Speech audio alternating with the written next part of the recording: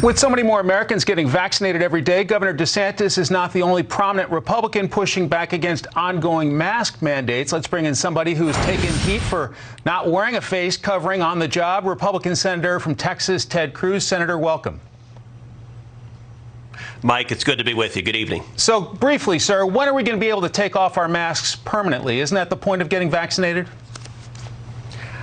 Look, it's certainly a big part of getting vaccinated. At this point, I've been vaccinated. My wife Heidi's been vaccinated. My parents have been vaccinated. Her parents have been vaccinated. We've got over 100 million Americans who've received at least one of the two vaccine shots, and we're moving very rapidly towards herd immunity. The objective of this is to limit the spread of COVID-19, let people get back to our lives. It's been over a year. Things have been shut down, and I think people are ready to get back to living their lives and do so in a way that is safe and secure at the same time. Okay, to a serious issue near and dear to your heart, the Supreme Court. President Biden says he's not in favor of packing the Supreme Court. Do you worry he will have a change of heart and want to grow the Supreme Court from 9 to 13, sir? I think he absolutely wants to do that. He's appointed a commission to study packing the Supreme Court. Just this week, Democrats in both the House and Senate introduced their legislation to pack the Supreme Court, to take it from 9 justices to 13 justices. You know, this is not the first time Democrats have tried to do this. FDR, when he was president, tried to pack the Supreme Court to ram through left-wing policies, and his own party, the Democratic Party, stopped him. They said, whoa, that's too much. That's too far. It would undermine the integrity of the judicial system. It would undermine the rule of law. We ain't going to do it. The difference is now it's the congressional Democrats who are cheering Joe Biden on to pack the court. And if they succeed in packing the court, we would have a radical left-wing Supreme Court that would take away our fundamental rights to free speech, our rights to religious liberty, our rights to the Second Amendment. All of those rights hang in the balance. You know, last fall, I wrote a book that is called One Vote Away, right. How a single Supreme Court seat can change history. And that book, every chapter of that book talks about a fundamental liberty, and it tells war stories of major landmark cases I litigated where our basic rights over and over and over again have been upheld 5-4, 5-4, 5-4. Sure. If the Democrats pack the court, they take our rights away. The other push from the left right now is the possibility of term limits. Is the equivalent of 3 senatorial terms or 18 years on the high court enough? Well, that is designed. That's actually much the way FDR tried to do it also. It's all a clever way of taking us from 9 justices to 13, ramming in 4 new left-wing justices. The thing to understand, their objective is to undermine the fundamental rights. Let's take something like the Second Amendment. In the book One Vote Away, I talk about the case Heller versus District of Columbia, the landmark Second Amendment case. I represented Texas and 30 other states in Heller.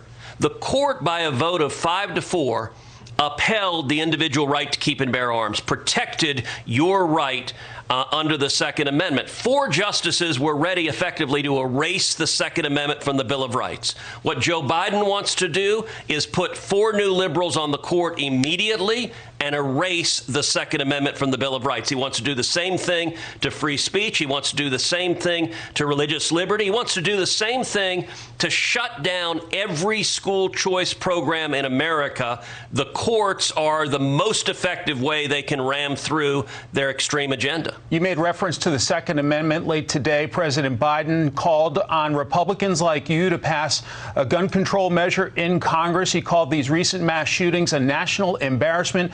Take a listen to the president, and then I will ask you to respond, sir.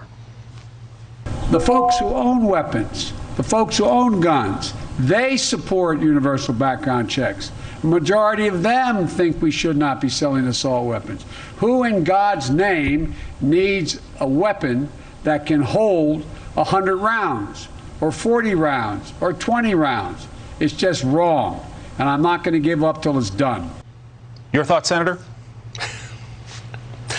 Well, Joe Biden has been consistent. On the campaign trail, he was asked, if you're elected president, does that mean you're coming after our guns? And his answer was, Bingo.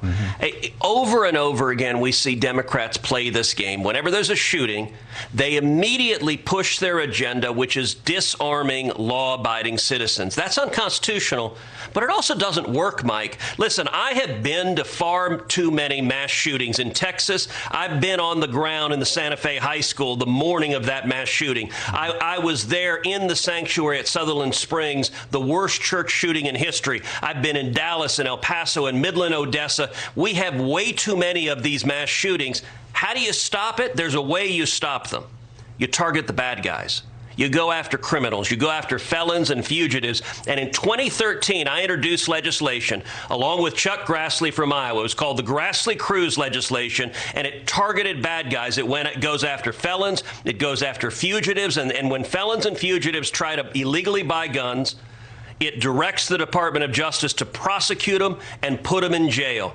The reason Grassley-Cruz didn't pass is because Harry Reid and Chuck Schumer and the Democrats filibustered it. Joe Biden sat on his hands. He was vice president at the time. We could have passed Grassley-Cruz, but Joe Biden didn't want to lead and actually stop these crimes. Instead, he wanted to play politics and try to disarm law-abiding citizens. It's the wrong approach, and yet it's where Democrats predictably go over and over and over again. We're nearly out of time. I want to squeeze in one more, sir. You know the president's pushing for a $2 trillion spending package. Some of it includes infrastructure. White House ally Senator Chris Coons has floated the idea that if you can't agree on a pay for, perhaps you don't pay for it. Do you find that alarming? Well, look, it doesn't surprise me. They're not paying for anything other than just printing cash. Their objectives are spend trillions and trillions and trillions, raise taxes, and they're going to raise taxes in a massive amount. And both Joe Biden and Chris Coons and all the Democrats, the first 3 months they've been in power, they've done nothing in a bipartisan manner. They've rammed through radical, extreme legislation. This so-called infrastructure plan, $2.6 trillion. 5% of it is roads and bridges. They call it infrastructure because people like roads and bridges. People support infrastructure, but it's not. $400 billion of this is Medicaid. Now, Medicaid is a policy we can debate, but it ain't infrastructure. It's not a road. It's not a bridge.